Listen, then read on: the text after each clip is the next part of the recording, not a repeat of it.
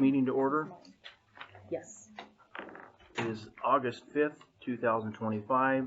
It's 10:35 a.m. and we're here for the budget workshop for Public Works. And I will turn it over to our clerk. Start us off. Well, actually, I think I'm just going to pass it on over to Jessica. Okay. It's her, if you don't mind, because it's her budget and she's... Okay. I'm prepared to address some of the big changes. So, when we submitted our initial budget request sheets back in May, we submitted approximately a $4.2 million ask, which is right in line with what our budgets have been rolling with, what our projected revenue was.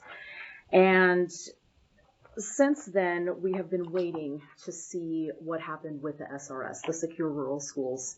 And we were hoping that it would pass. It failed to pass last year. It died in the House. It didn't get voted down. It just didn't get a vote. And they tried rolling it up into the One Big Beautiful Bill this year. There was some dispute with it. They pulled it back out. They put it back in as a standalone bill. It passed the Senate. It has not passed the House. They are in recess at this point. We do need to move forward in our budget preparation without it. And so, looking at those numbers, we would be looking at approximately a 20% decrease in our revenue numbers for the year. And we did count in the 1908 Act, which without the SRS passing, it reverts in Idaho to the 1908 Act. And so we were paid, instead of $1.5 million for my department, I'm just talking about for my department because SRS was more, but SRS for my department is normally $1.5 million.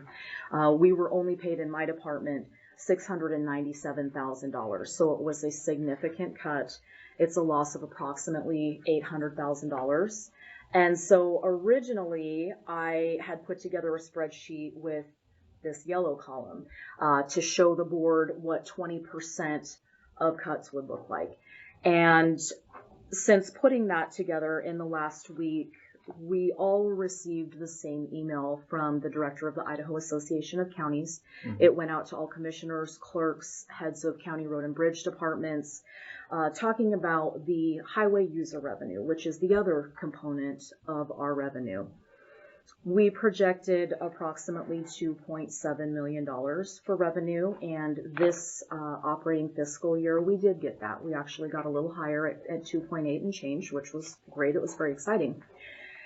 However, in that email, I brought it to your attention that in the fourth paragraph, it's separated into some different categories. Some are secured by Idaho code, so we know we're going to get those, and the amount differs depending on how much the state collects.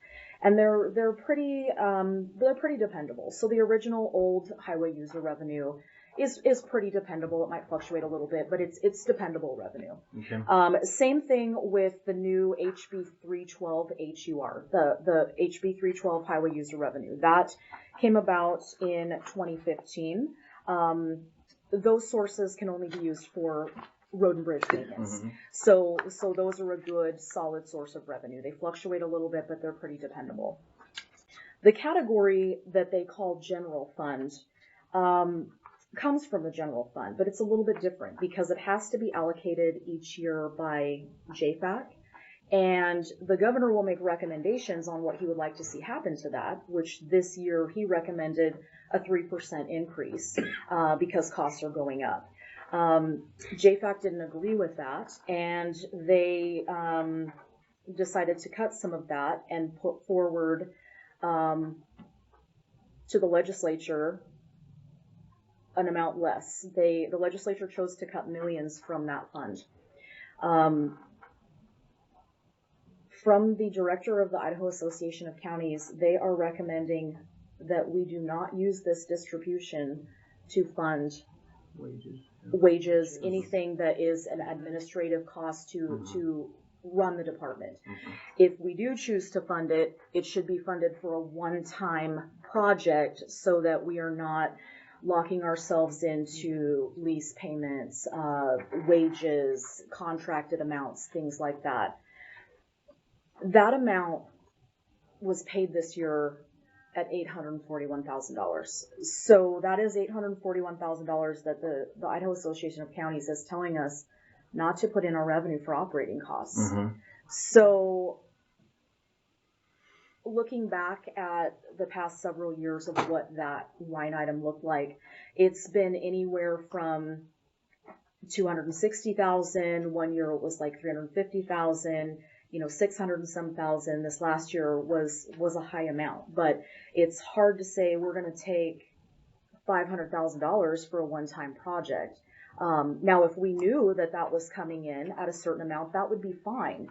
However, where this becomes problematic is their fiscal year, the state's fiscal year is different than our fiscal year. Mm-hmm. And so these decisions aren't going to be made until midway through. We won't even know if JFAC allocates it or if the legislature is going to support anything with it until midway through our fiscal year. And then we won't know the amount until right about this time, the end of the fiscal year. So we would have probably already expended that money. And so that's projecting not it? dependable. Right now, Okay. we're not projecting it. Okay, good. Lori Okay. and I talked about that.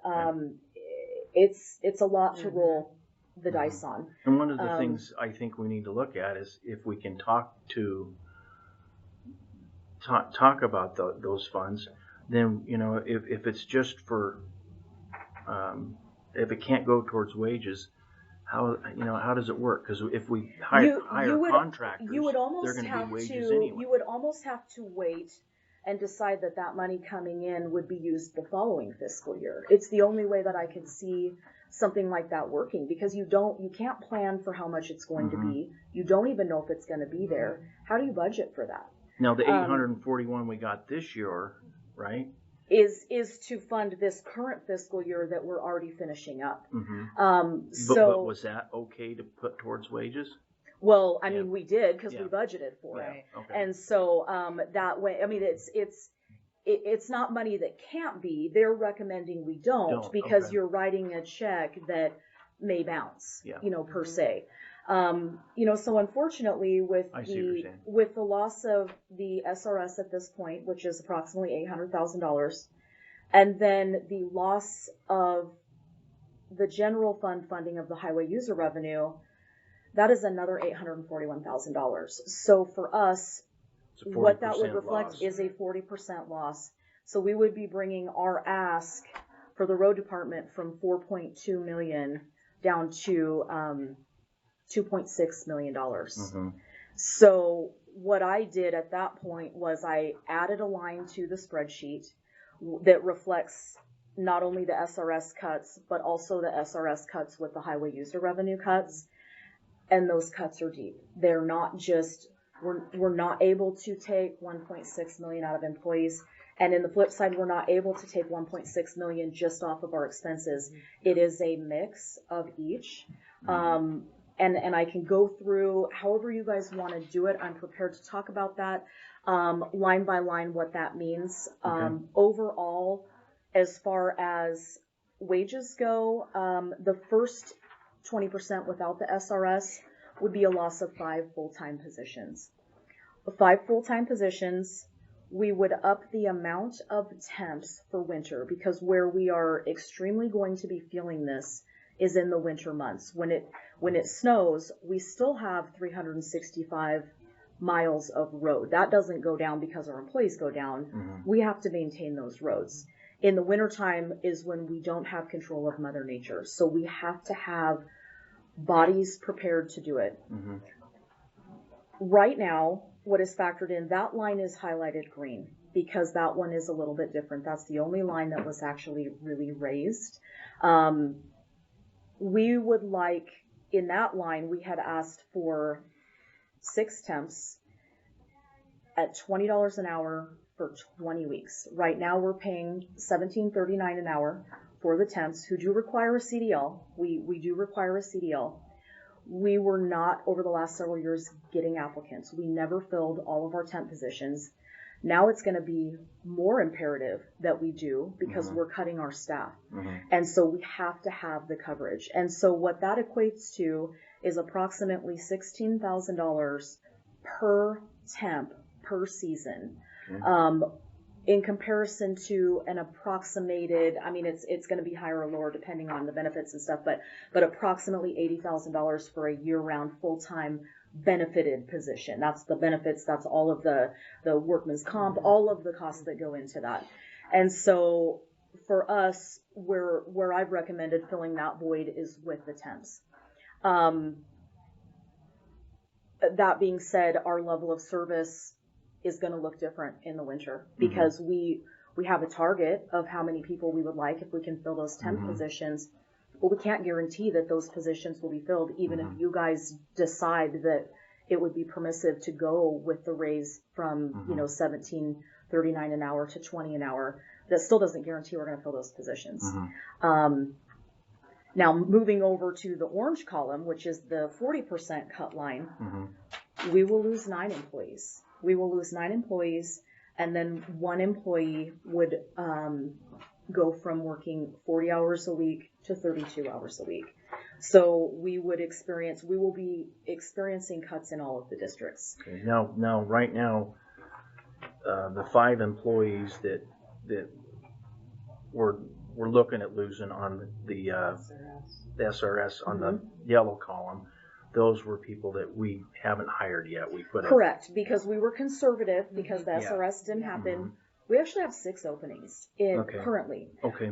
So with that first cut, we would be just maybe transferring some people to get the numbers where we needed to. But we really wouldn't have to let anybody go at that point per se. Okay. With the orange column, if we move forward without the highway user revenue category and the SRS, we will be losing 9 positions and cutting 1 position, approximately 8 hours a week. And we would have 3 people that we would need to notify at that point that they would no longer have jobs as of the first of the fiscal year. But would still give them the opportunity to take one of the temps. Yeah. If they so choose. Yeah. And then, all this being said, the SRS is not dead. So it could pass later. If it does, the way the bill is written, they will activate that payment. So we would get a payment. And at that point, what I would recommend is me coming to the board with the documentation that it is going to fund. And when it does fund, asking the board to look at opening up the budget. And that's something we could talk about down the road. But as far as the highway user revenue, that's probably not going to change because we won't know enough in advance to do anything about it. So I've seen years where we have operated, prior to me being here, there have been the ups and downs before. There have been the SRS didn't fund. It maybe did, something happened. Coupled with, we had a flood and we had to spend $1 million while we were going to get that back from FEMA. We didn't get it back for approximately 3 years. So that came out of roads cash. So while maybe at one time we had $6 million in cash and it looked great, everything looked flush, it goes very quickly when there's an emergency or something happens with the funding, because right now we didn't fund fully with SRS this year. And so we're operating on a $4.5 million budget, and we've only received, and we're only going to receive $3.6 million. So we're in the hole right now. We're already chewing into the cash. So it becomes dangerous for us to move forward, continuing to chew into the cash. What if we have a flood? I mean, already right now in this slide, we're into at $1.2 million. Now, granted, that is all going to be back, and the majority of it has come back yet, but this was an exceptional year. Normally we wait 3 years to get the money back. So we're at right now we're short about $800,000 this year. As far as revenue coming in. Revenue coming in, okay. Because we did get the highway user miles from. We did get the highway user. We were a little over $100,000 ahead of our projections. So that So was about good. $700,000 short. Yep. Okay. Yep. We're anticipating approximately $92,000 to be reimbursed to us that we have already expended previous fiscal year with our labor and equipment through the Federal Highway Association associated with the Moon Pass slide. That should be paid either real close to the end of this fiscal year or early into next fiscal year. So that is coming back in. We don't have to wait as long for the federal highway money to come in because ITD graciously fronted the money for the project, so we didn't have to wait the years to get the reimbursement. So we're seeing reimbursements come back in 6 months as opposed to 3 years. Okay. So there are little bits of monies coming in, but in the grand scheme of things, we really need to be mindful of revenues versus expenditures. I'd just like to touch on the temps part, how important it is if we're losing a total of 9 to have these temps to help us out in the winter time. Like Jessica said, it's hard enough getting temps.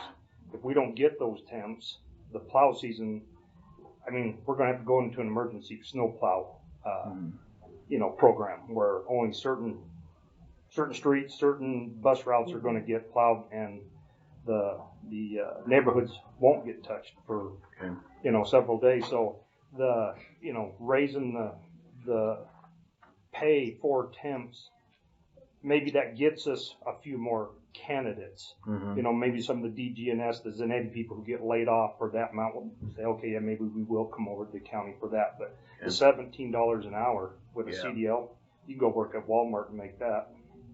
Don't have to deal with all the other stuff. So, and if we go into that last orange column with the cut of 9 positions, we would be asking for 10 temps for winter to make up the difference. We would need 4 temps in the Osborne district, 4 temps in the Smelterville district, 1 temp in Marble Creek, and 1 temp in Murray. And it would still leave us scaled back in the 2 smaller districts.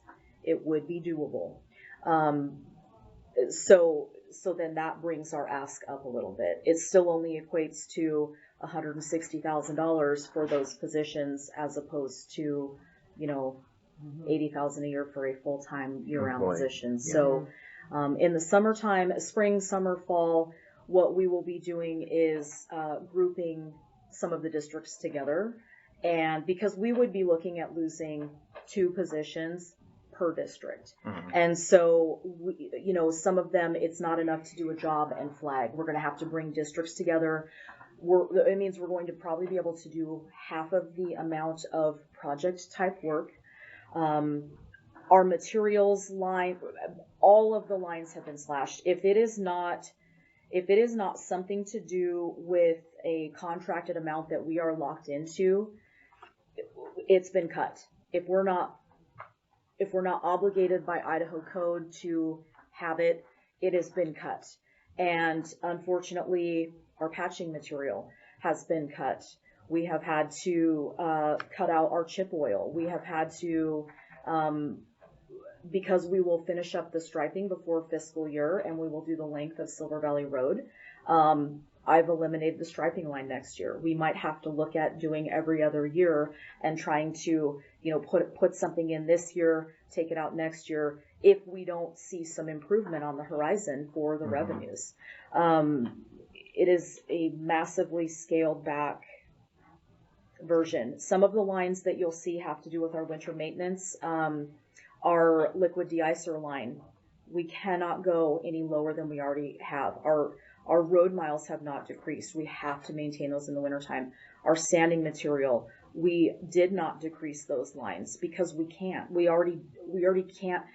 We already run out of sanding material in certain districts and have to move it to another one. And so those lines can't move. We did move the one in Marble Creek a little bit because they did have they had enough left over to where we can purchase less for them.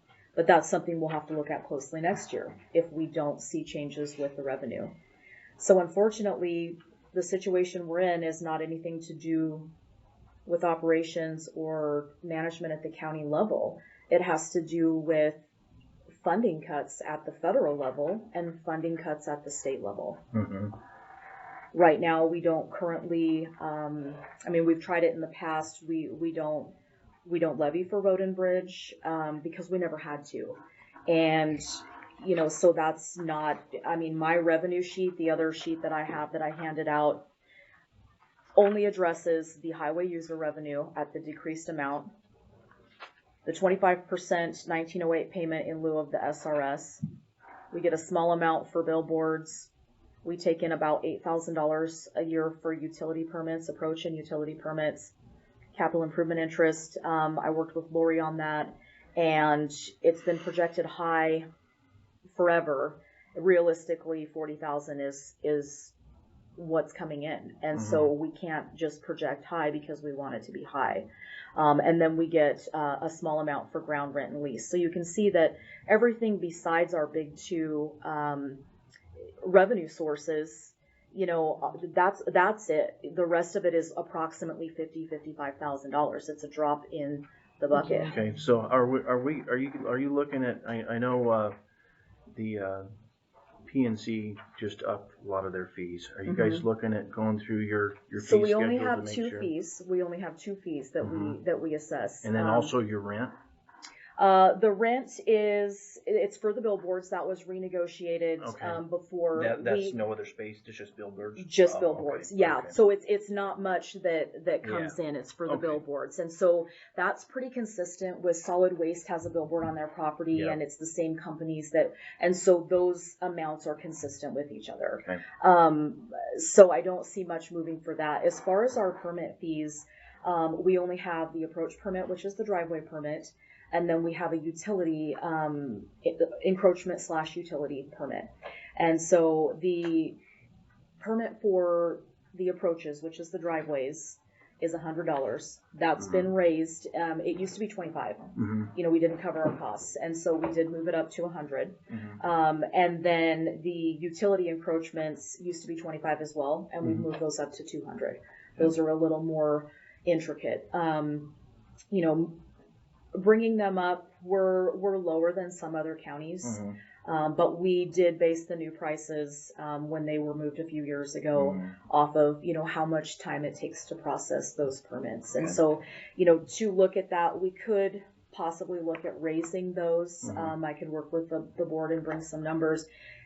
It's not going to bring that much. Yeah. I mean, as far as numbers, I did get our numbers. So this year to date, we processed quite a few permits.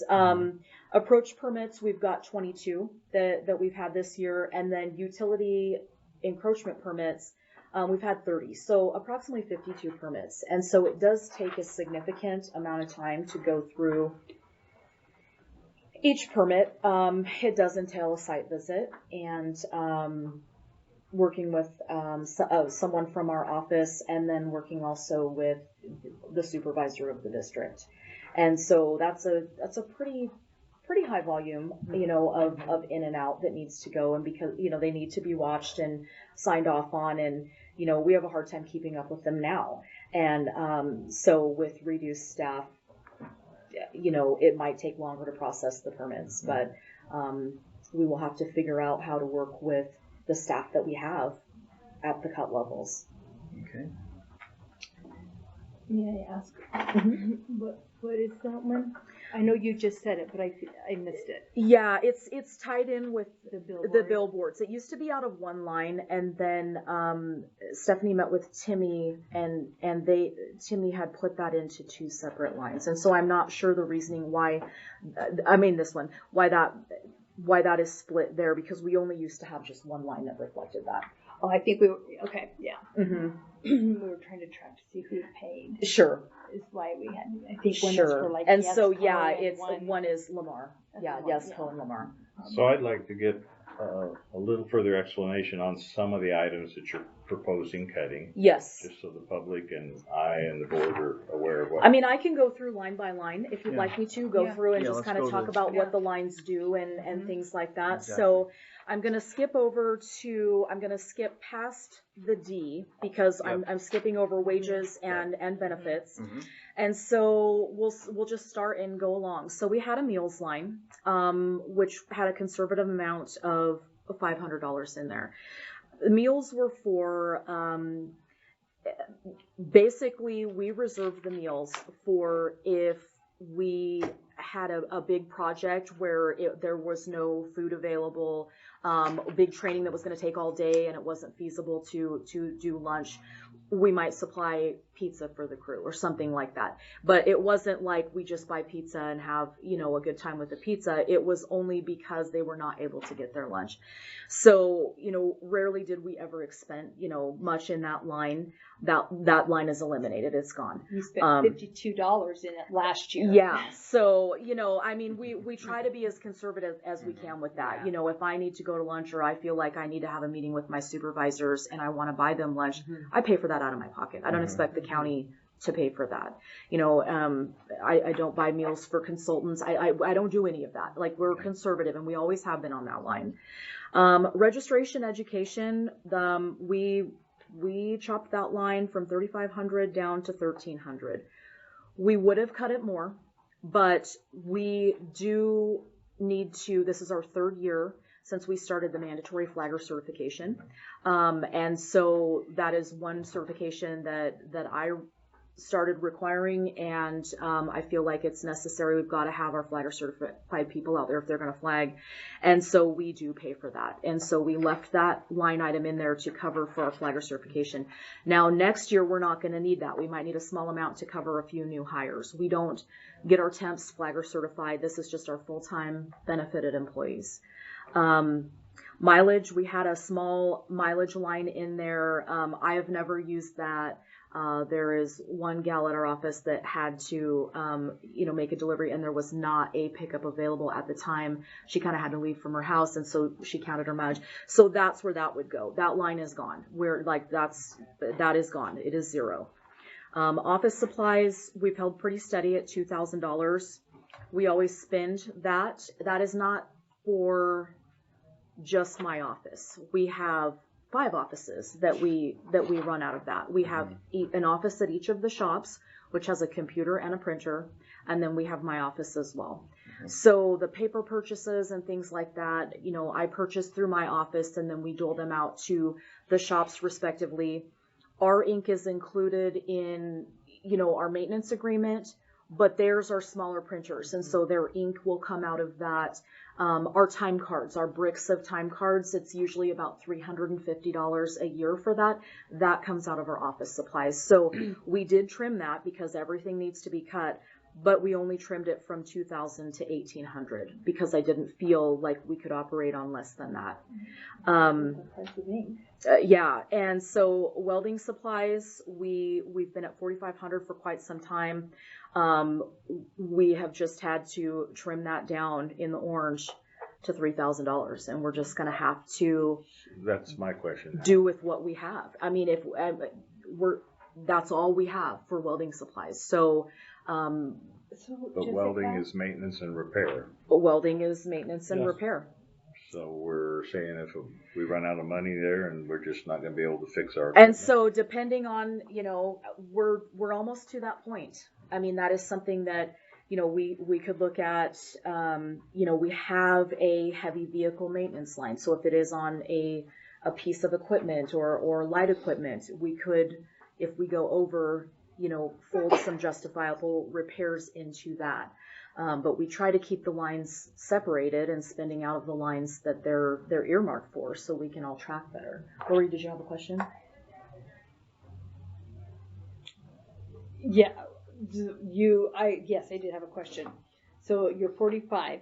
You're very close to it every year. We are. So, and is that throughout the year, or do you get close to this time of year and go, okay, now we need rods and normally that's throughout the year. I mean, oftentimes there are in the lines, we will, if it's like a one-time bulk purchase, because we do have some lines like that. But that's why I was wondering if. Yeah, but I mean, we do expend that, pretty much every year. The next line is nuts and bolts. We are normally budgeted for $5,410. We cut that down to $4,000. We're just going to have to work with that because there's no more money to put into it. Shop cleaning supplies. we're always pushing that line. We have 4 shops. We normally budget for 2,000. We cut it to 1,600, and we'll do the best we can with what we have. Supplies and shop tools. Normally that's $19,000, and we did cut that to $15,000. We do have four shops that all use supplies and tools.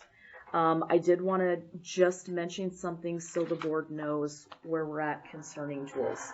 It was a conversation that I was waiting to have once the SRS funding went or didn't go. We have one shop that has tools that are 90% of the tools in that shop are employee owned, and that's the Murray District shop. So that employee has transferred to a different district, has graciously allowed us to use those shops or those tools in that shop until his employment terms or until our department comes to the board and asks to possibly look at purchasing those. Right now, I don't see in our budget where that's going to happen. So we would be without a significant amount of tools in the Murray shop. I don't really know where to go with that one. We had several different mechanics from the different shops. Some of our temps that were retired mechanics go up and do assessments on what they felt the lot of tools would be worth. And, you know, we got anywhere between approximately $20,000 and $30,000 for used material or used tools in that condition. Now that being said, with the cuts, we do not currently have a mechanic in that district, and with the cuts, we would not be hiring a mechanic in that district. We have been, the guys up there will do what they can with the minimal stuff. Anything bigger has to be addressed by our mechanic in the Smelterville district or in the Osborne district. So it's something to think about. Maybe a conversation for another day, but I wanted to throw that out there when we are talking about the state of tools. Okay. Heat is $16,000. We base that off of what it costs to heat our shops and, you know, what the utility bills are. And so I have not made a cut in that line. Telephone, since the conversion to the different companies, when we switched to Mitel, you know, and then to Ring Central, things have changed, and our telephone budget was always high, but we never expended that. So I have been working with Lori on that, and that $5,000 recommendation for the cut was something that Lori and I talked about and decided together. Okay. Electricity, that's another one, you know, 28,500, that's what we use, and we can't just shut the lights off. So same with sewer, $1,200, water, $2,700.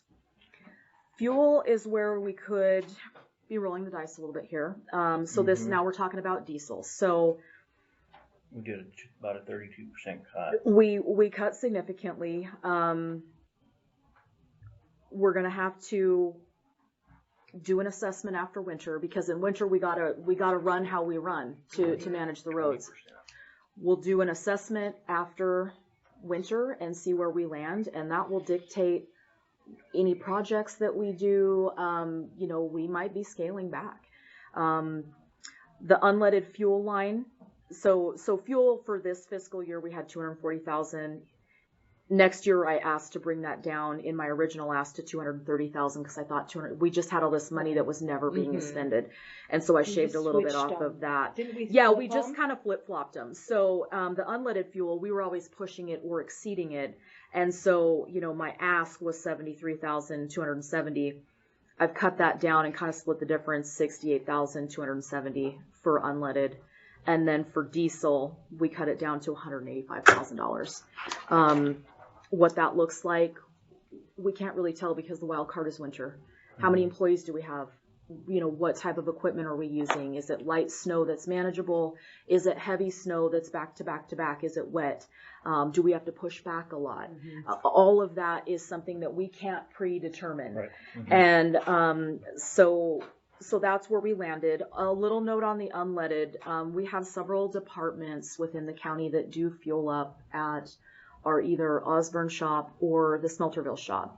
The fuel is then logged, and at the end of the fiscal year, an invoice is sent to each of the departments, like disaster services, fire mitigation, planning and zoning, solid waste. And so they do get invoiced for that, and then that money does come back into that line. Okay. So these are numbers with us taking that into account. Okay. Tires. This one hurt to cut. We were budgeted for $45,000. That was our ask. We had to cut it to $35,000. That being said, $45,000 does not cover our tires that we need with our fleet. And then if you need to replace any loader tires, grader tires, it's so expensive. It's several $1,000s per tire. So will that be short for us? Yes. Will there be times where we just might have to park some equipment? Probably. But that's what we're looking at with the 40% cut. And I don't know, really, looking back on your history on this, on tires, you're over every year. We're over every year. But I mean, not like grossly. But no, but we do. you can see that. We do tickle the top end every year in our budget. Yep. Set a loader tire, $16,000. And Yeah. Do we have a list of what equipment needs new tires? And I mean, do we know where we're at? And Oh yeah. Yeah. Every Yeah. department knows what we need. Matter of fact, I just talked to the acting supervisor in Smelterville this morning, asked me what I had on the shelf and what my needs are for the rest of this fiscal year. Okay. And I'm down to 3 sets. That's what I'm going to get. okay. So we try to manage that throughout the year, knowing that 45 is never enough, and so we do the best we can with that. Well, Okay, good. now we're going to have to do the best we can with 35. So what we'll probably end up doing is, because we pretty much run all Duratrack, Wrangler Duratracks on all, especially in the wintertime. What we're probably going to end up doing is taking those off as soon as winter's over and just grab any runouts that we have on the shelf and use those through the summer so we can put our Duratracks back on in the winter. Okay. So Yeah, how we approach our seasonal maintenance of the vehicles, like even with tires, all of that is going to be looked at closely and managed very closely. Okay. Chains, 16,000 we're budgeted for. We are going to cut that to 12. We just have to make these cuts, unfortunately. Lubricants, $25,000 we're budgeted for, and we're going to cut that line to $18,000. So we're talking grease, oil. So, And we have a massive fleet. Yep. so we really aren't budgeting enough here to run the whole year. If We're you've not. been spending We're that whole basically 25. we're doing the best we can with the revenue that we can depend on, knowing that we will not fill all the needs. Vehicle repairs that's for our light vehicle. That's for our pickups. 50,000, and that's one of the few line items that I did not change because our fleet is getting older. We did not purchase pickups this fiscal year because the SRS didn't go. We talked about that in a meeting, and it was recommended we just kind of marinate on that a little bit because it's we usually get 2 pickups per year, just to kind of rewind and let you know. But those are our front line for snow. They all get outfitted with plows, and that's our front line. And so they get run harder than just a street pickup that's not used for plowing. And not taking it out of next year, we would be eliminating capital for next year. So that would be 2 years of not getting pickups, and we've got to try to keep what we have on the road. So I did leave that ask at $50,000. I did not cut that line. Now we got 3 in our district right now that most likely are going to auction because we can't keep putting money into them. It's ridiculous. Now going back to the lubricants, I mean, you're gonna need, that's a necessary item.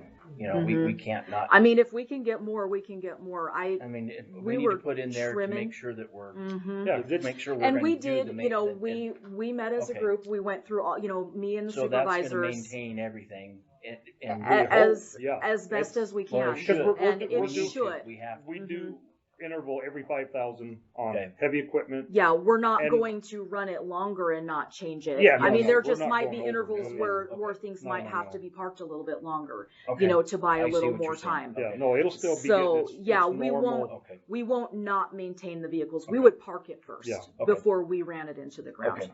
Because we can't That- afford okay. to do that. I So, just wanted to yeah. make sure. And that and people- we're all on the same page. Our supervisors, our mechanics, we're all along the same line of Okay. thinking with that. We will not Alright. run the equipment into the ground.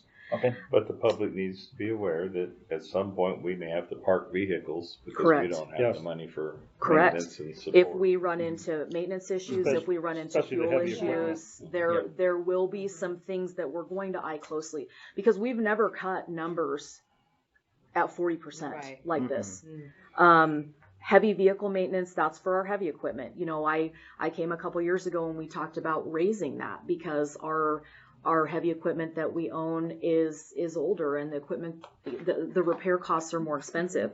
So we were at 113,000 and I've cut that down to 95. Unfortunately, we're going to have to see how that goes. Yeah, case in because point, one motor this year was 40 grand. because we really are at the point where else can you cut? They're all important. Mhm. We've cut as much as we can cut for personnel and still function and still fulfill our legal requirements. Where else do you cut?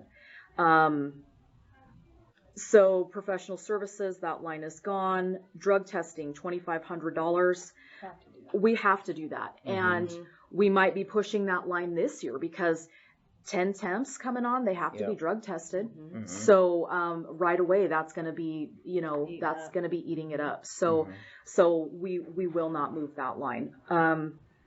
City sales is a line that was put in, and then we'd opted to take out even before any of these cuts happened. It's just how things get reimbursed from the city. We didn't need money allocated for that line, and so it's not changing anything, and it's really not projecting a cut. But just to talk a little bit about that, the red highlighted items, I've let you guys all know, those affect the revenues of other departments. So backing up to the weed contract spray, we had $3,392. That is an amount that we'd put in, I believe last fiscal year, it's put in at the airport. I think solid waste might have it. We have it in roads. It's to have the weed department, their contracted sprayer, spray our facilities. It's for those costs. And so that amount is going to be invoiced by weeds to my department. Same with airport and the other departments. We just can't afford that. It's something that, maybe we look at doing that every few years, but we can't afford it every year. And we certainly can't afford it until we see how these cuts look out. So I've eliminated that line. Moving down to the next, go ahead, Lori. Building and grounds? Oh. If you're looking at this one, I didn't know if you guys were looking at this one. Mhm. 492, 1850, 1850. It's the third one from the bottom. Zero those out. And so I'll that cut one's it on- that one's not on the colored sheet, but it's on Lori's sheet from Arts. Okay, 492 is the Equipment maintenance. Mm-hmm. Okay. Zero for budget officer, right? Yeah, both of them, because she didn't Zero, put it in zero. there, and I don't know. And weed is zero. Oh, it's already zero. So. Yeah. Yep. Okay. Yeah, that was the only one that I found that That was wasn't on- different than yeah. this one. Okay. And then moving down to the next two red ones towards the bottom on my sheet, there's a 0515-5. It's building and grounds. Mm-hmm. It's been budgeted every year for $15,000. And where's that go? So that goes to that's like rent maintenance of this courthouse building. I took it out so I could work Okay. my numbers. It will be up to the board and the clerk to decide what happens with that line. But I wanted to just show you that I did take that out and that it does affect the revenues to another department. And that would be the maintenance, Randy, okay? Yeah, and Lori might be able to talk more to that about what, does that specifically Goes into go? current expense. Oh, it goes to current expense. So we can fund Randy. Yep, yep. So the other line that I didn't put in that I don't have input, usually I just carry over what the previous fiscal year was, is the administration cost. So what we're operating in now, $342,621. I cut that significantly in the first round of cuts, and then ending up where we ended up, I cut that. And so that is something, not because I don't feel like there should be one, but I feel like that is not my decision. That is something that the board and the clerk need to decide happens with that line. But just so you know that that is a big hit on the general fund. That's right. Yeah, So, and then it'll, yeah, and and if we put it back in, Mhm. it's a big, more. of a And big again, I hit on didn't us. put 0 because I said it should get 0. Yeah. I just needed to work the numbers because I don't decide. I shouldn't decide what goes into that. You guys should decide. Mhm. So moving on from that, dues, bonds, permits, $500. We've got to have that in there. We do spend. I've not seen where we've gone over 500, but I've seen where we've gone real close to 5. So I'm comfortable going to 5 and handling what we need to handle with that. The dues natural resource policy line, I believe, Lori, I think that might be over the 1,800 for the one you were looking at. That was something that the previous clerk made a change mid this fiscal year, or mid last fiscal year, that it was something that used to be paid out of the general fund, but they said historically used to be paid out of roads. It hasn't in my time here, but that's not to say that it hasn't before. But that was a change that she made mid-fiscal year. And so I didn't address it because I've not budgeted for it. I'm not familiar with it. It So doesn't. that's the dues, bonds, and permits? Nope, that's the IAC. dues natural resources. It's Dues, so natural resources. 0528-1. And I can tell you exactly. Okay, and you took it out as well on yours, Lori. I just realized when Lori was asking about that line, I thought, oh, I guarantee you that's that same amount. That's probably what she's talking about. Natural $1,813. That's it. We'll put it into general fund. I put it in. No, what is it to? I'm sorry. It's like the IAC stuff. It's the IAC Natural Resource Policy and Litigation Fund Assessment.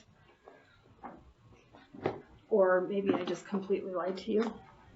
The Natural Resource Policy and Litigation Fund Assessment. Okay.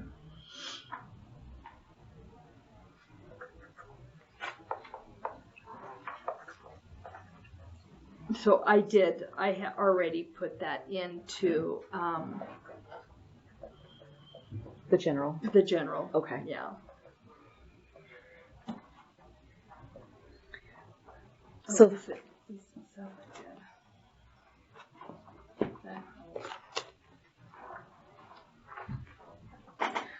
So then moving down to postage, we've been trimming that down every year. We don't spend a lot with postage. We do have a balance on the machine that does carry over that is healthy. So we chop that down to $50, and that's anything that we actually have to take to the post office to be done. Any other mailings are done in-house, and we've got plenty enough of, carryover on that to do what we need to do. So I was comfortable with that. I wasn't comfortable eliminating it completely, but $50 will take care of what we need for that. Publications, $300. That is not really negotiable. We have to have that. Go back up. Did I miss one Yeah, there? cutting edges and maintenance. Oh, I'm sorry. Building maintenance. Yep. Okay. Oh, yeah. Cutting edge. So back on the other side, I apologize for that. I skipped over because I was caught in the red. Cutting edge 0492-3, $25,000. And are drastically bringing that down to $19,000. Unfortunately, it's kind of the same thing. We'll get what we can get with that, and some of the edges we might have to use. So here's the problem we're gonna run into with cutting edges. Because of the tariffs that Trump is gonna place on China, our steel prices are gonna go through the roof. So our cutting edges are gonna go through the roof. Cause we don't get them, we don't get that from the US anymore. What's your maintenance for your copier? Oh, Cutting and I put that in. They're for snow plows, Okay. they go on the bottom of the snow plows that cut the snow plow. Gotcha. Yeah, Part that wears. yeah. Cool. Good. I was like, So anything that plows snow has that on them. The DP new development. Okay, so what we'll wind up doing is taking it out of here and putting it back here. Okay. So we can track it. Moving it to track it. Okay, perfect. Okay. And then the building maintenance. The building maintenance, so 0494-0, maintenance building and fixtures, $15,000. That's different than the other one we talked about that was the Yeah. red line. Mhm. This is for the buildings and fixtures at all 4 of our shop sites. 15,000 is not enough. Yep. We never have enough in that line. Mhm. But unfortunately, it's a line that we have to cut.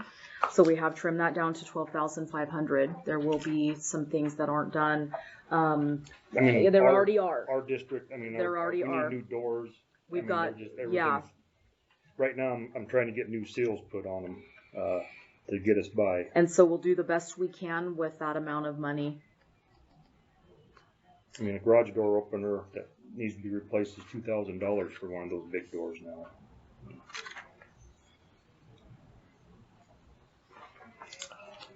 And the doors weigh about 700 Mhm. pounds, so it's not You like can't you open just, them, yeah. it's not Mhm. a luxury to have Yeah. an opener, it's a necessity. Moving on to the back side, 0553, safety equipment. When I first sent you an email with cuts, I didn't want to have to cut the safety line, and I tried not to, but we did cut it from 4,000 to 3,500. It's a small line, and I don't feel like that's an area that should be cut, but when you have to cut 40% out of a total budget, you know, everything needs to be adjusted. You know, we will have less employees year round, and Mhm. so hopefully we'll be able to get what we need with that 3,500. A fire extinguisher, we did an assessment. I think that's something we have to have every year. We have to have that taken care of. We believe that we can get done what we need to get done for $3,500. So we did cut that line from 4,000 to 3,500. Propane, we did not move. We have $500 in there, and we will need to keep the $500 in there. Liquid de-icer, that's one I talked about earlier, 45,000. We're keeping it. Public spraying chemicals, that is one that is redlined. I zeroed it out. It goes to pay towards some of the weeds department. It purchases $10,000 worth of chemicals that are used by the contractor to spray our county road right-of-ways. Unfortunately, with the cuts we're making and what is imperative to operations, we might have to look at spraying every other year instead of every year. I think we need to probably discuss that further, probably with, because I know it also, spraying the weeds and everything also cuts down on the fires. It does.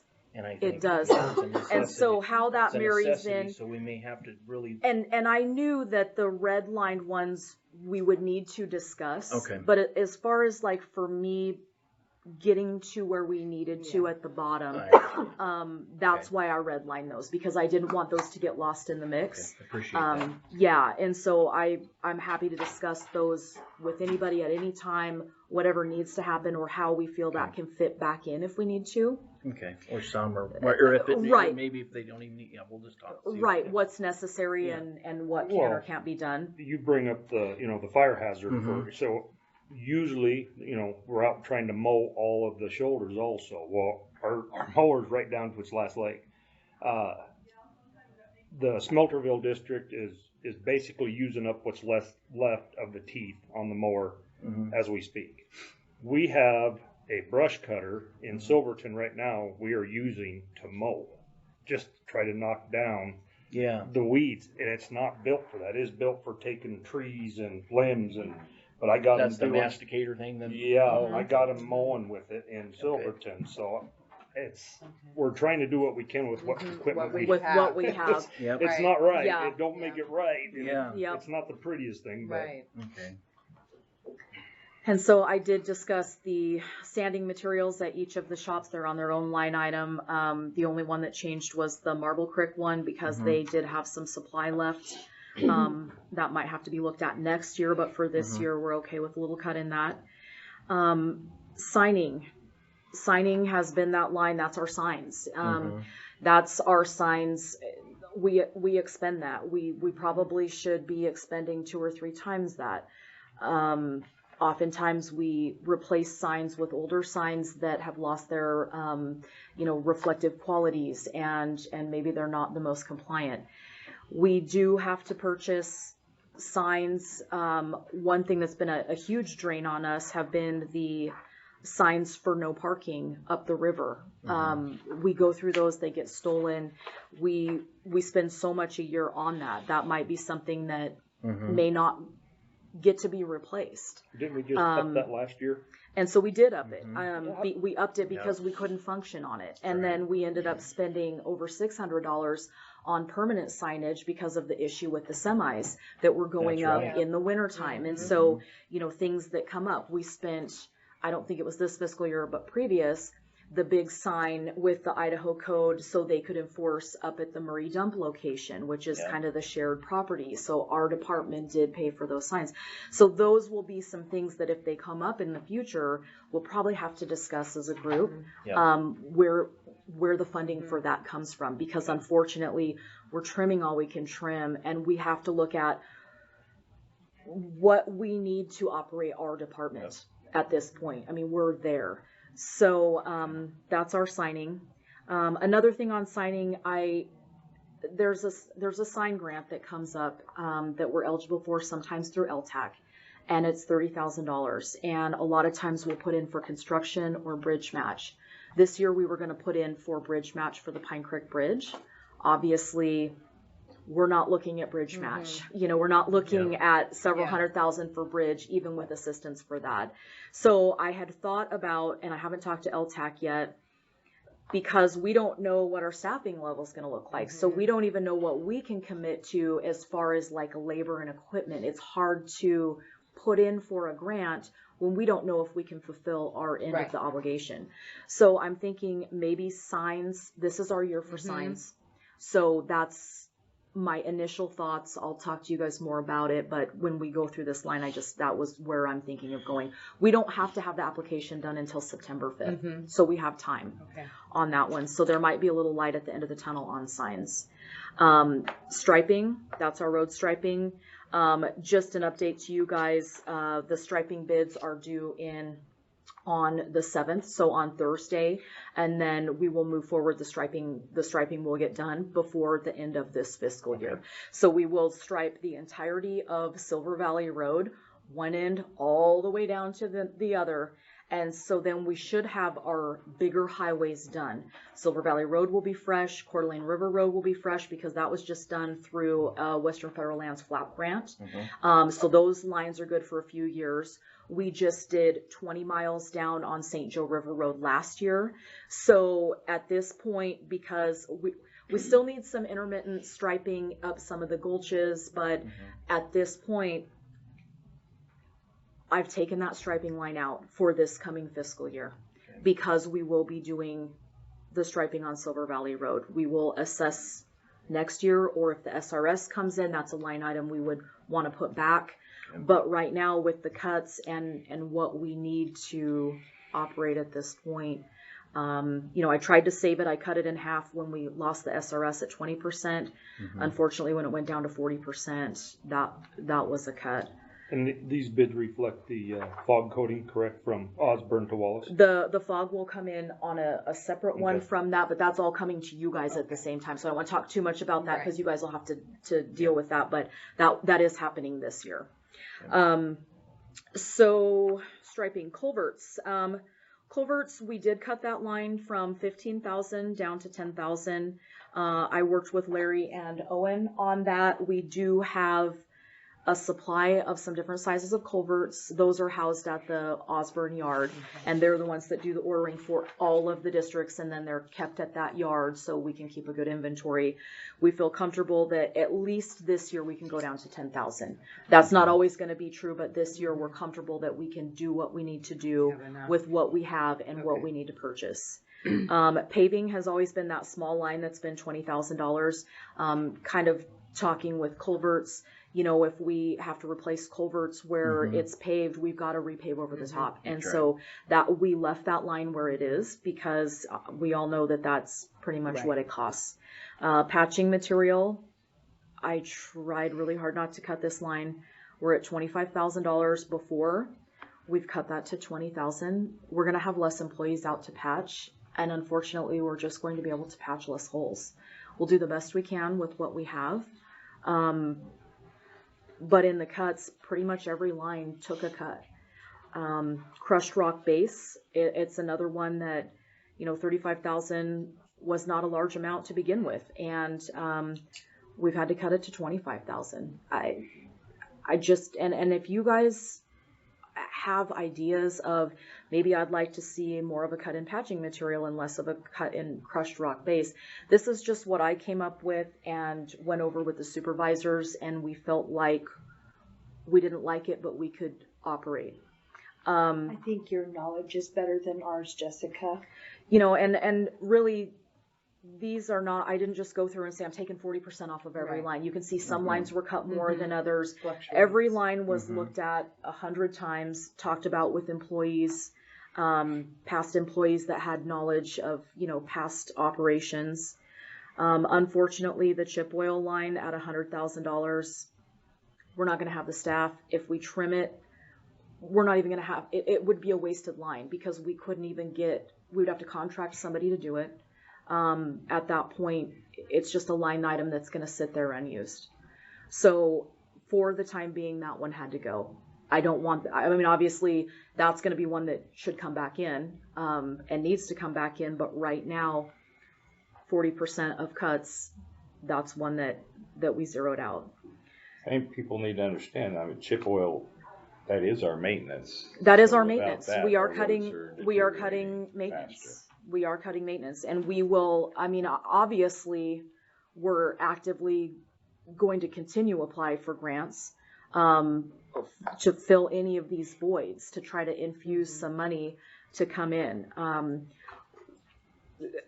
Kind of what some of the variables are going to be our staffing levels, what we can do in-house if the funding agency allows for in-kind things like that, or if it has to be contracted, and that's all dependent on, you know, what the grant is and who you're applying to.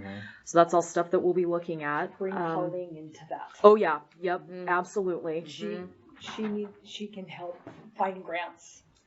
Yeah, absolutely. Yes, yep, and we've Use our worked, grant yeah, rate, and yes. we've worked with her, and I absolutely will because we're going to have decreased Right. staffing levels in my office. So, you know, I will be leaning on her. Yeah. So, county projects, the next line, $41,000. We have cut that to 30. We're going to have less people, less money to do projects with, therefore a decreased line item. Road construction projects, you know, same scenario there. We're cutting from 25,000 to 15,000. So these are all things that will affect what the public sees, how quickly the roads deteriorate. What is the difference between the county project and road construction project? Road construction project, so the county projects can be used for a few different things, and they've kind of been used differently by the directors at the time for what they feel like qualifies for a county project. You know, county projects could be something that goes into work we need to do at the statue for the Sunshine Memorial, or, you know, different things with other, you know, things. It can be used for projects on our roadway, anything that could be considered a county project. So it's been used a little bit looser. Road construction has a little more limitation, and those hit differently on our end of the year road and street report that we file to the state, you know, where the money is Right. utilized. So I'm careful with that. So a lot of times you'll see those two lines married up and combined. Even though they're different line items, they still would qualify for the same category. Okay. So on the user highway funds, Mm-hmm. when that money comes in, because I know some of it's up for taxes and then the general fund, and then I don't remember the name of the other one. Yes. Are there restrictions on that money, or does it just come in? You can use it however. It has to be used for county road and bridge. So it can be used for maintenance. It can be used for administrative operations. But it can't be used like 'Cause I know there's for the different general amounts. fund or for Right. solid waste. Right. It has to be. So all of them are kind of earmarked that Yeah. same way Right. because they come in that highway user revenue category. Right. And so all four of those categories can only be used to fund road and bridge operations, whether that be maintenance, equipment purchase, paving, employees, however that's structured. Because I know that those different amounts, Yes.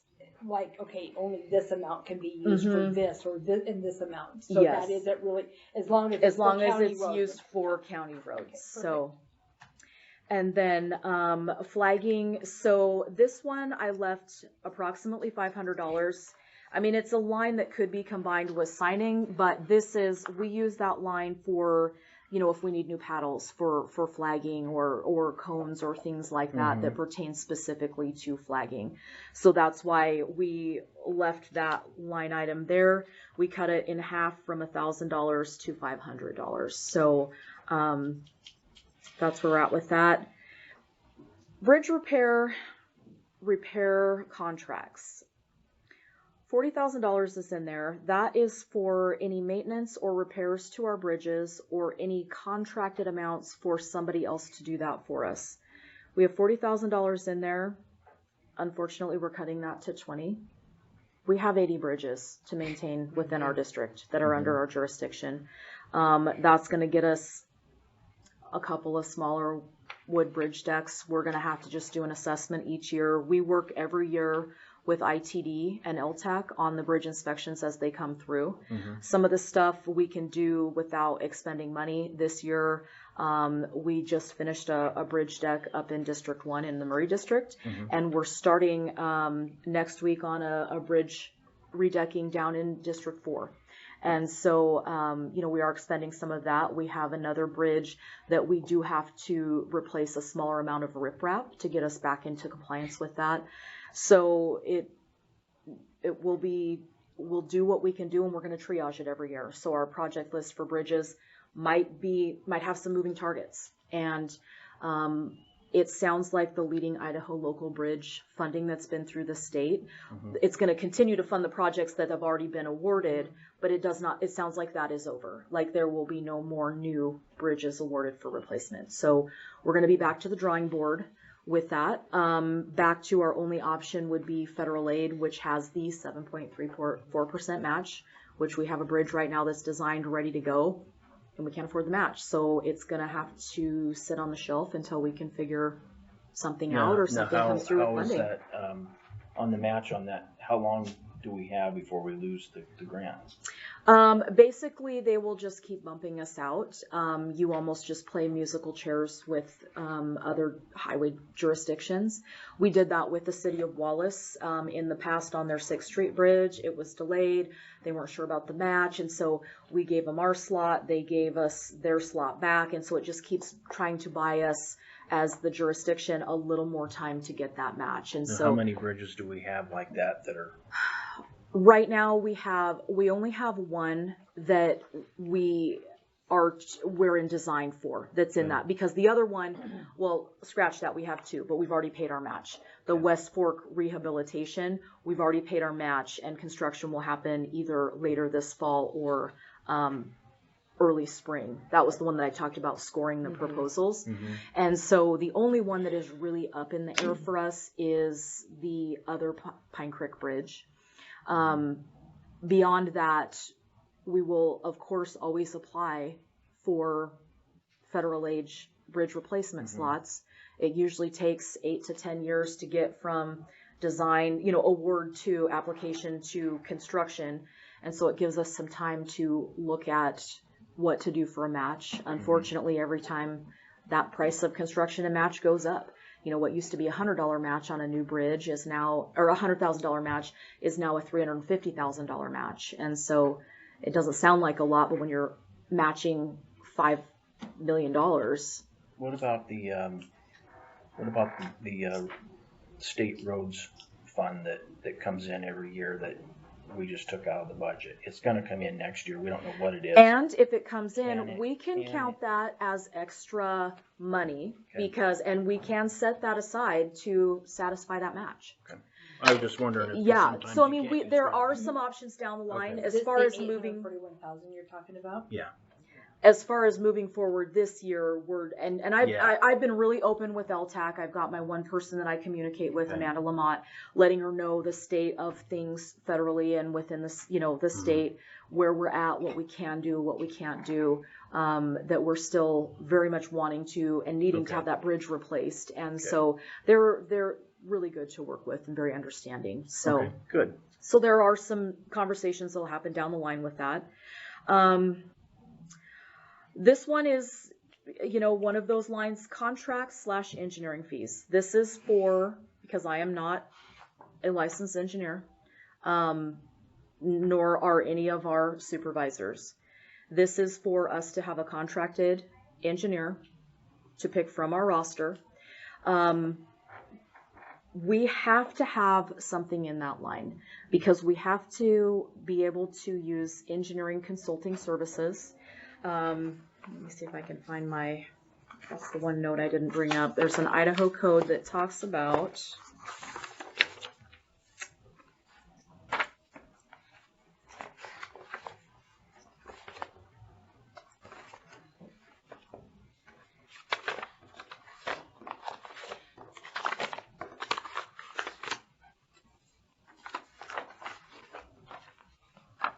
I've got everything but the kitchen sink here. Is that part of the mandates? It's part of the mandate. Okay, And I so, think I and so remember that. basically what it is, and I'm obviously not prepared to recite it from memory Mm-hmm. today, but anytime a road project or any type of more extensive maintenance may have any effect on public health and safety, Mm-hmm. it has to be, the plans have to be reviewed by a licensed engineer.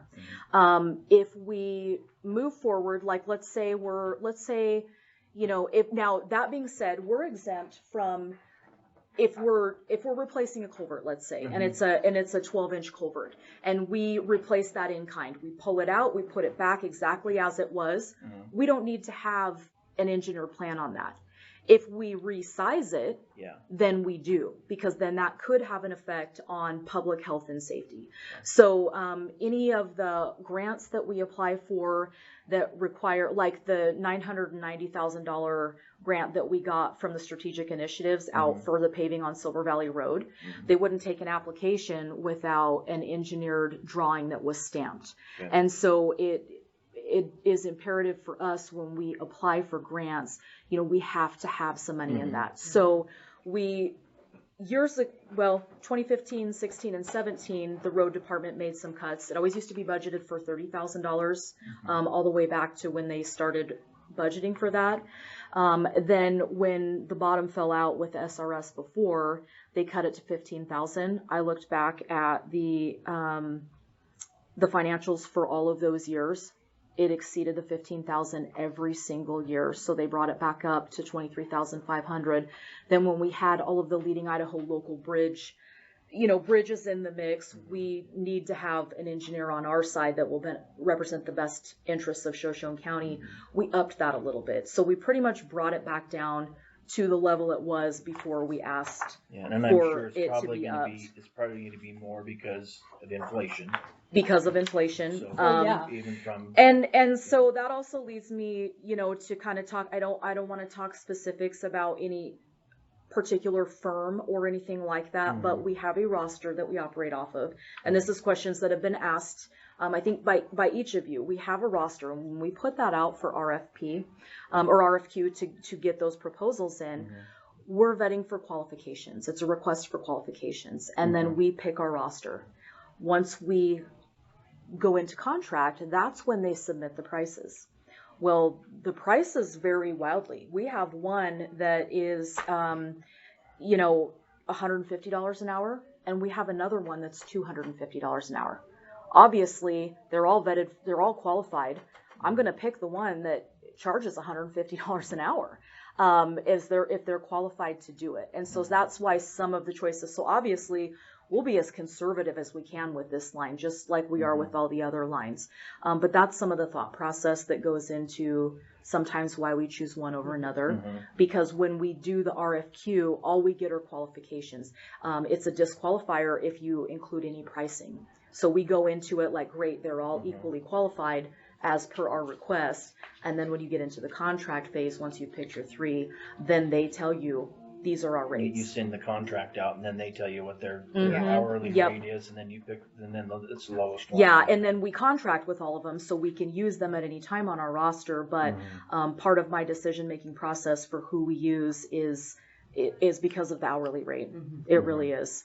If it was $10 an hour, maybe that wouldn't be something we look at. But if it's $100 an hour, it adds up very quickly. So that's that line. And you're over budget on that every year. We are. This year, we're extremely over budget, and that reflects Moon Pass and how that's not. Would that have been 24 too? And 24. It's not is that what it indicative was? to a regular year for us, but we are, Yeah. we're always pushing it Now because. that Moon Pass deal, shouldn't you be repaid for that? Yes. And that should Reimbursed. That'll heal it back in. Sometimes it doesn't reflect until the end of the year when Lori and Timmy are doing that. So you'll see our end of the year and it's like, wow, roads is really 2,000% over in this line, but it's not indicative to that actual spending. It's because that's what line it had to go out of. The money will be going back into that line. Yeah. So our budget sometimes shows a little differently because of some of the projects and emergencies that happen that we have to spend out of roads. Years before you get Yeah, reimbursed. yeah, and this year was exceptional, and it only took about a year to get that back in, which was unheard of. So, coming to the end, DP new development, that Lori is going to move the $1,800 out of there because that is our WinCams, our cost accounting program. That is our service agreement to keep our program running. We're the only department that runs off of WinCams in the county because Arts doesn't provide a module for Public Works. And so that's the equivalent to our Arts, basically. The extra amount in there is the copier maintenance agreement. Lori would like to see that separated onto a different line item, so she'll take care of that. So back over to the one I told you guys to zero out. Yeah, don't zero that out. Don't zero that Don't one zero that out. That's for ABC copiers. Oh, okay. out? Okay. And- And you're gonna take it out of, I'll take the 1850 out of the. DP development? Yep. Okay. So 1850 of that goes to, I'm sorry, again, what was that? WinCams. WinCam? Yes. Or, Oh, I'm sorry. To the copier. What line is that? 492 equipment maintenance, 492. page 2 of 5. Third one from the bottom. Okay. And we're gonna. I know it doesn't seem like a big deal, but for tracking purposes, Yeah. everybody's 492 for ABC. So then I know we can keep those So you'll- leases and our contracts. Okay. So moving on to 0701, our data processing, that is $5,000. We cut that to $4,500. We have computers in each of the 5 offices. That is anything to do with, BJ, or if something needs to be done, or if we have a monitor that goes out, or anything like that. And so we do really need to keep operational, we do need to keep some money in that line. So we Okay. did drop it from 5,000 to 4,500. New communication equipment, that's radios. $5,000, we dropped it to 2,000 because we did, without jumping too far ahead, we did eliminate our capital purchase. So we're not getting new pickups. We're not going to need radios for our new pickups because we are not getting new pickups. Kind of the same thing. Do you reuse radios? We do. Whenever we can, we do. Absolutely. Leased equipment, you're going to see a pretty big shift on that line. So we have 4 loaders that were leased at the same time on a lease contract. Their lease is up right after we flip over into this fiscal year. Oh, great. So we don't own them. We don't own them. There's no option to buy. So this is a lease where we can't buy them at the end. They've most likely already been promised to other entities. 1 loader in each district. And unfortunately, we will have 4 loaders going back at the end of the lease. How many loaders do we have now? Or So- leased or total? Total. You got 2 with leased and ones that we own, 2, 4, 6, 7. Ooh. Wow. So with this, Okay. with what we're looking at, with everything that we've cut, this reflects 4 loaders going back, And hopefully. 1 loader to be leased. Okay. That will drastically affect our snow operations because, to load our sand trucks, we gotta have a loader at the shop. Also, we have routes. We have certain routes, and I'll give Silverton out of Larry's district, for example. Silverton is a loader route. The streets are narrow. We can't push back. Therefore, the snow needs to be moved. In some of the neighborhood communities, Silverton is just the first one that pops into head, into my head. A lot of them are narrow, 1-lane streets, dead ends. There's no place for snow removal, so it has to be trammed out to the area of the football field, the parking lot. It'll become increasingly difficult if we have hard years where the snow starts to accumulate and the walls start to close in, less maneuverability. We will see a difference. Can we operate? We can operate. Will it be pretty? No. No. I mean, I'm just going to be, I'm going to be line, clear with Yeah. you. It affects, I don't affects wanna- the public. I don't want to gloss this over. This will reflect in a decreased level of service. Now, are we getting where's the other trucks that are coming in? Are they? They are coming in. We're looking at October.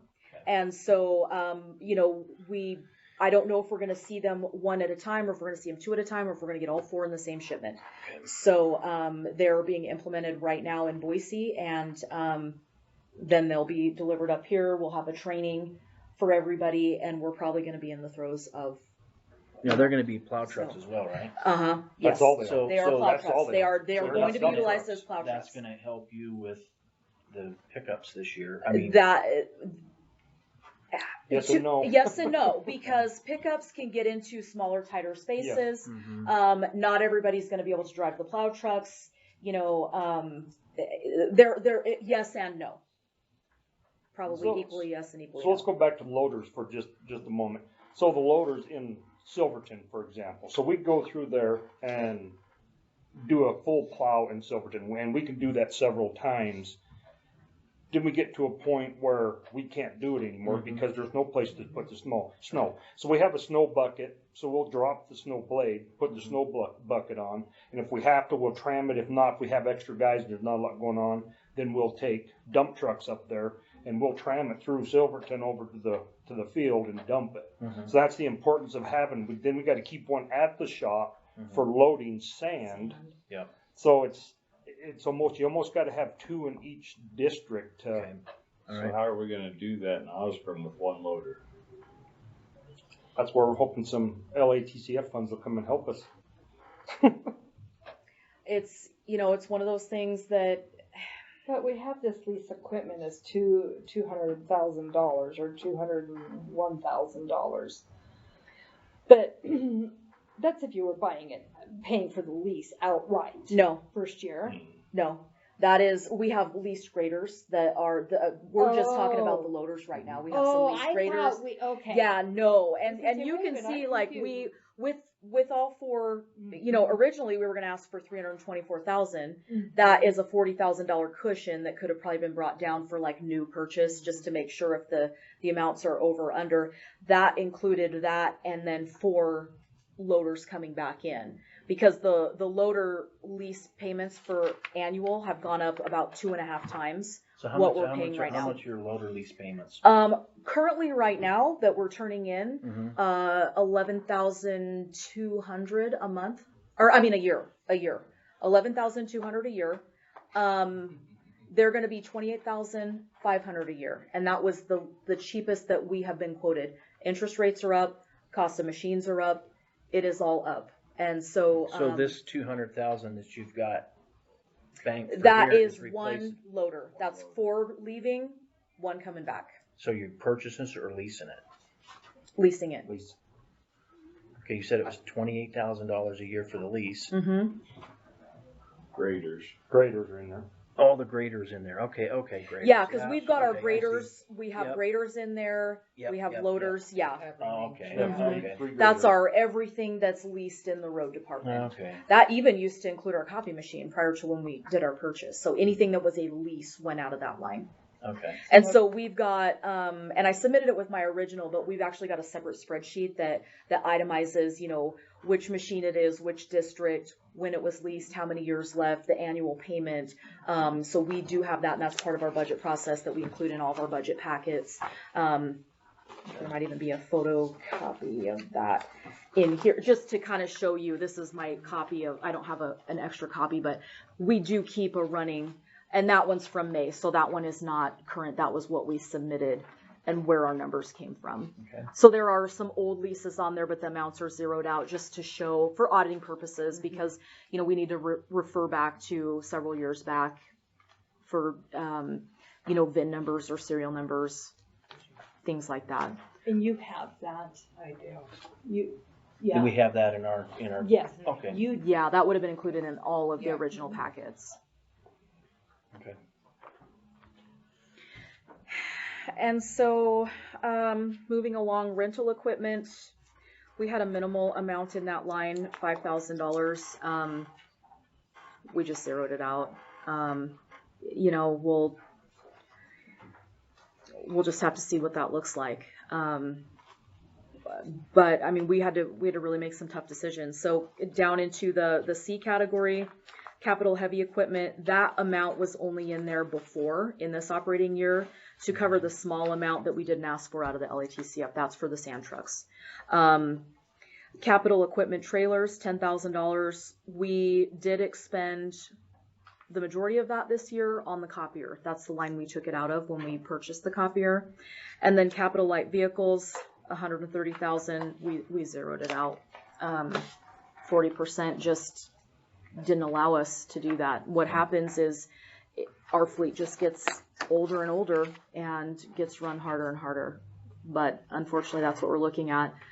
So grand scheme of things, if we're looking at the 40% cut line, we will see, and the public will notice, a decreased level of service. Mhm. At this point, we can't really say. If we get staffed with, you know, full staffing for temps, they might not notice that much of a difference. But if we don't get temps, they're going to notice a drastic difference. Mhm. Instead of seeing a plow every day or every time it snows 4 to 6 inches, a plow route might, instead of taking a district one day, it might take 2 to 3 days to get all the way through the roads in the district.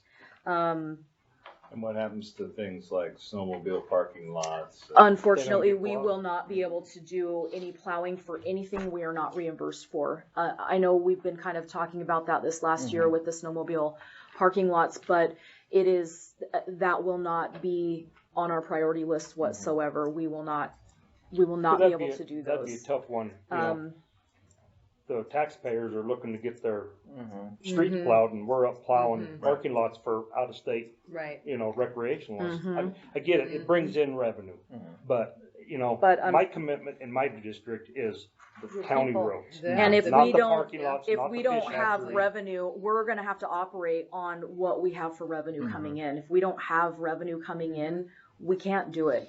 The same thing, we're gonna have a discussion at some point on opening up Moon Pass in the spring. We punch it open, depending on the year, we spend around $100,000 to do that. Isn't that? It's a- Are it's we a- authorized from the? It's a Forest Schedule Service? A road, so like pretty much I was waiting for this discussion so I could talk to you guys publicly. I will start reaching out to Forest Service and letting them know that's kind of the direction we're going. Obviously, I'm not going to make that decision and just say we're not doing it. That'll be a decision you guys make. But I want to throw that out to Forest Service and say this is on the table. It's a very real possibility. It's $100,000 that we spend in labor and equipment. If we have less equipment, less people to operate equipment, we can't have them up there for a month and a half on the hill to open up a route that Mother Nature will open up in time. That's going to be catastrophic to the community. Okay. You know, there are some things, and there are some things we probably haven't even addressed yet that we'll just have to keep addressing as, you know, maybe we'll just have regular check-ins to see how we're doing. But What's the impact of this orange budget on your cash reserve? Are we protecting our cash so reserve? this is only projected revenue that we're comfortable with coming in. It does not affect our cash. I have looked back and throughout a span of 20 years where the cash in the road department has been really high, which is great. Everybody, you know, we're flush, we're rolling along.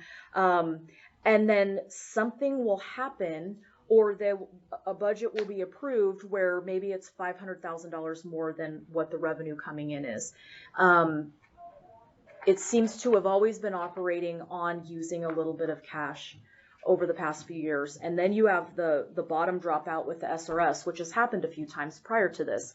And they'll go a few years, well, they'll scale back a little bit, but never to the point of scaling back to just the revenue. Then you have a flood. Right. And you're eating into it 800,000. Now you're another million. Pretty soon, what was a $6 million cushion is now down. I saw in 2017 there was just barely $100,000 in the cash reserves. There were furlough letters 12,000. ready to go out to the But we're employees not because they touching couldn't cash, make. right?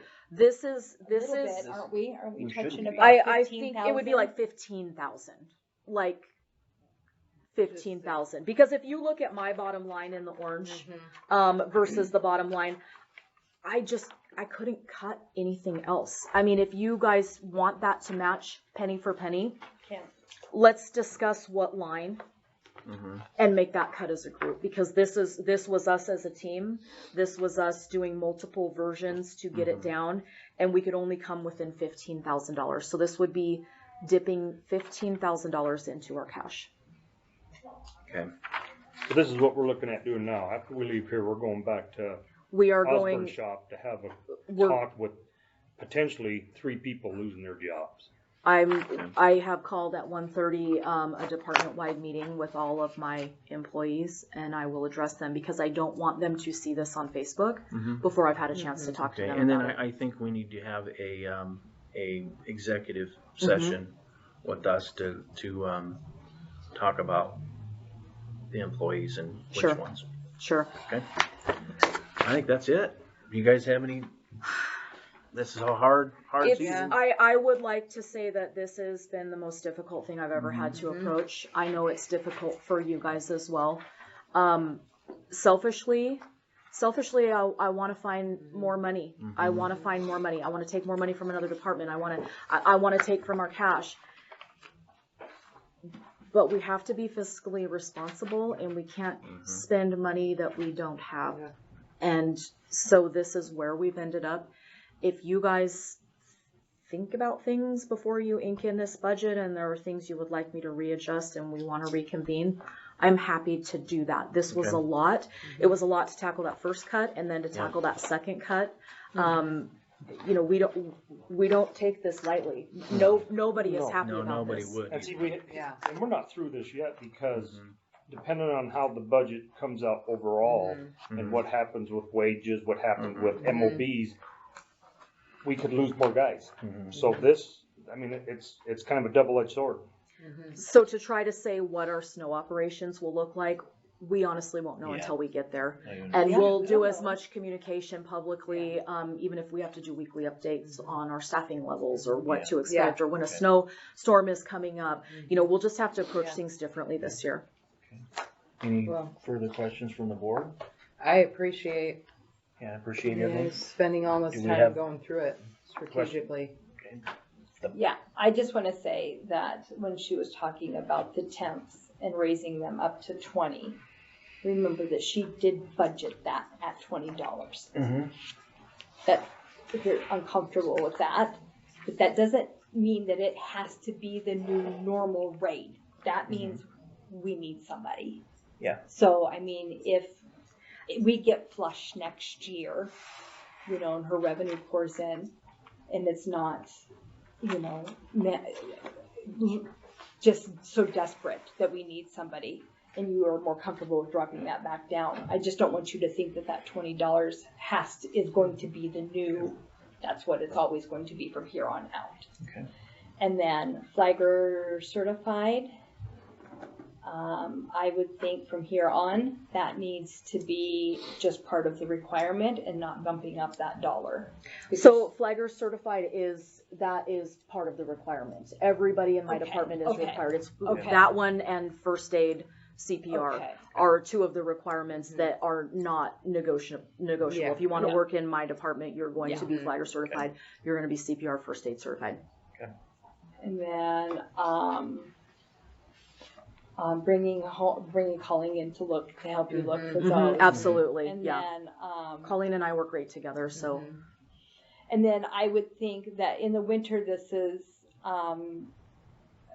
will be different, but staff taking vehicles home, because if we're doing So- all these major cuts, and then we have the public sees people taking their vehicles Sure. home, Okay. that could, no, and I know in the winter No. that's where you start and you go. Right, but I just want to address that quick.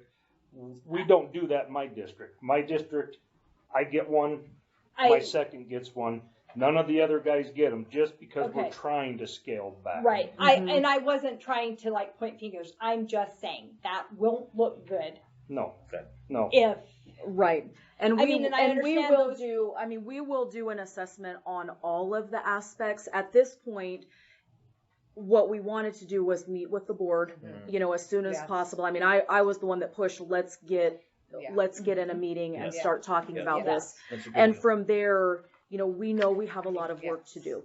We have a lot of work to do. So that's something that we will be looking at. So Okay. there'll be more to come with And the, that. and the only way, back to what you were saying, is if I have a plow route in Mullen. Oh, yeah, and I that's have what the I'm guy saying. that lives in When- Mullen, then I will absolutely. let him take a Yeah. pickup home, just because it's, why Right. drive Right, here to go back? Right. So, right. but yeah, we try to over there, you know, since I've taken over, there's a lot of things we do differently to Okay. save what we can. Like me, I turn the lights off every time I leave that building, you know, why leave them on? If there's nobody in there, shut the lights off. Appreciate it. And nothing further, public? Yeah, this might be another meeting, taking the admin fees out of this one, how's that gonna affect the general fund? Is it projected to take the justice fund's admin fees out still? So, yes. I'm trying without admin. So, you know, our, on the L2, our levy rate is 600. $5,655,560 that we all have to share. So I am trying to bring roads back into the levy. That I'm working desperately on doing that, so they can get, because they deserve levy money too. But that's just going to take away from the rest of us. Now, current expense in the past has only ever levied under $450,000, and at this point, I'm at 900. Now that can't be, that's not absolute. Okay, this is fluid. Every day it changes. It's depending on somebody's revenue, like what we're doing here. So I am potentially gonna be borrowing more money because we lost the 225 last year and 210 this year from administration fees. So then the coming year, I'm gonna be out the 200 and typically 25 plus Sugar Mama's money, which she usually pays about 350, Right. near that, not Yeah. quite that much, Close. but close. So yeah, current expense is gonna take a hit. It's gonna take a big hit, but we're gonna have to levy for more money, which means then other departments aren't gonna be able to levy as much money. So we're gonna have to share the pot. But since we haven't done justice fund yet, there's not Yeah. saying that they're. Oh, no, they no, can put no, the no, admin I'm not. fees- They can put the admin fees back, yeah. Oh, absolutely, absolutely. I mean, there's always play. And that was actually something we had looked at maybe, yeah, we don't know. If she gets a large source of money, then she's gonna, for the next year, I mean, if she gets the revenue, she's gonna hold back some money to make sure that we get it for next year, so we don't have to go to the taxpayers. Because her revenue comes in, then she'll fall back off of the L2. She won't need that money. They've always been self-sufficient. They've never had to levy. And if this is going to be a permanent thing, with these revenue losses, We have to we're tighten our going to belts. we're drastically going to have to talk about different avenues. Because she can't run Yeah. a budget Right. for 2.5 million. I mean, No. I don't. It's not the roads. No. No. No, we're already giving up maintenance and. Right. We're giving up exactly. things that we Yeah. should not be giving No. up. Like, I don't Absolutely. feel good about some of these cuts. Mhm. I don't feel good about any of them, but there are Right. some of them I really don't feel Right. good about. But we don't have a choice. We have so much money to operate. Mhm. This is what we came up with, that we can operate somewhat at a level where we can fulfill legal requirements. And right now, And That's if just you where did we're at. if your line item did go over, 5-10 grand or something, it's not like she has zero cash. Right. mhm. The goal is, this is what I'm getting, We don't this wanna is what use I'm it. gonna spend. Right. Yep. Right. Yep. And she's got it down to, Yep. I mean, Yeah. right down to the penny. Mhm. So, Is there anything further from the public? No. Okay. oh, yeah, Nothing? sorry. Okay. I'd just like to say, as an employee of Shoshone County Public Works, that I see this being a pretty big problem. I mean, we already know it's a problem with the way we're currently operating as far as services, but I think people are going to see a big decrease in services, especially because how limited our money is as far as the equipment we use to provide those services. Mhm. We're looking at losing equipment, but a lot of the equipment we use currently is dated. It's old. All these things become harder. The expenses for vehicle maintenance goes up because all this stuff is older. So as we're seeing all this money leave, how do we fix these things to continue to provide the services to the public? It's kind of a slippery slope of this money goes, services go. And I think there's going to be a much larger decrease in services than what's being And then presented. that's the problem that we all face, is this is Shoshone County, and we have 80% of our land are federal, and we don't have a tax base like I'm just making a public yeah, comment. and that- it's gonna be hard for As, everybody. as a county with 80 bridges and 340 Mhm. road miles that we're supposed to maintain with 12 employees and 30-year-old equipment, it's gonna be hard. Yeah.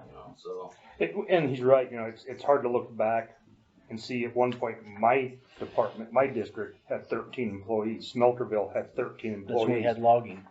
That's when we had mining and logging, Logging. and we were a rich county. Yeah. It's And that's what, the thing is with the logging part of it, as we've all discussed the logging, they are gonna open up the timber, but we don't have the. How many years before we Yeah. start It'll be seeing? a We while. don't have the, Sales. Right. the equipment and We're everything just, to do holding anything. our head above water right Yeah. now. Yes. And unfortunately, it affects Yeah, public. And we're Yeah. there, we live on those streets, you know, it affects Yeah. all of us. Yeah. yeah, we're gonna have to, they're gonna have to At the understand as moment, well. so- So Yeah. It's we'll get tough, through it. it's tough, but they're gonna have to understand that they're just, Did I give it to you? you know, certain things ain't gonna get done like they have been used to for the last That, forever. that was- You know, it's not like Spokane, Coeur d'Alene, you know, they get it Came in. Yes. every so many days they might see a plow. Here, it's been pretty consistent ever since I've been here. Everybody usually gets plowed out every day. Yeah, So it Spokane- could change. Spokane won't see plows for a week or I know two. it, Yep. and we get a lot more snow. Mhm. And unfortunately, I can't work my crew 24/7. Yep. You know, so And that's, yeah, it's we're gonna do what we can. yeah, and I appreciate that. Yeah, and you know what? The priority is our hills, our bus routes, and our main arterials, and then hopefully Mother Nature quits snowing for a while, and we can go in and do cleanup. That's right. So All right, well, we appreciate it. We appreciate you. you going Yes, through the thank budget, and you. I know how hard it is, and, you know, we'll get Yeah. through this. We'll get through this. Yep. If there's nothing further, meeting adjourned. Thank you. Thank you guys.